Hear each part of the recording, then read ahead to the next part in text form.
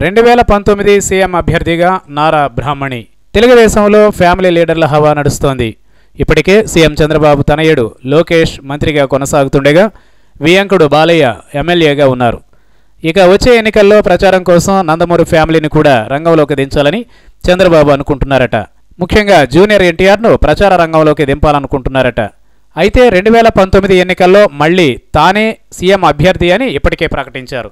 అయితే టీడీపీలో ఇంకెవరైనా సీఎం అభ్యర్థిగా బరిలోకి దిగితే ఎలా ఉంటుందనే చర్చ మొదలైంది.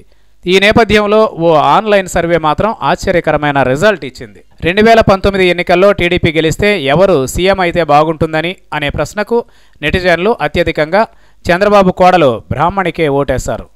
టీడీపీ గెలిస్తే బ్రాహ్మణి సీఎం అయితే బాగుంటుందని 35% మంది ఓటేశారు. బ్రాహ్మణి తర్వాత స్థానం జూనియర్ ఎన్టీఆర్కే దక్కింది. టీడీపీకి ఎన్టీఆర్ సీఎం అయితే బాగుంటుందని 29% మంది ఓటేశారు. జూనియర్ తర్వాత చంద్రబాబు 3వ ప్లేస్ దక్కించుకున్నారు. మళ్ళీ సీఎం చంద్రబాబు అయితేనే బెటర్ అని 20% మంది అనుకుంటున్నారు. తర్వాత బాలయ్యకు 3%, లోకేష్కు 2%, హరికృష్ణకు 1% ఓట్లు పడ్డాయి. ఇప్పుడే చెప్పలేం ఇంకెవరైనా అయితే బాగుంటుందని 11% ఓట్లు పడ్డాయి. మొత్తానికి నందమూరి ఆడపడుచు బ్రాహ్మణి నందమూరి నటవారసుడు జూనియర్ ఎన్టీఆర్కు మంచి రాజకీయ భవిష్యత్తు ఉంటుందని చెప్పకనే చెప్పింది సర్వే.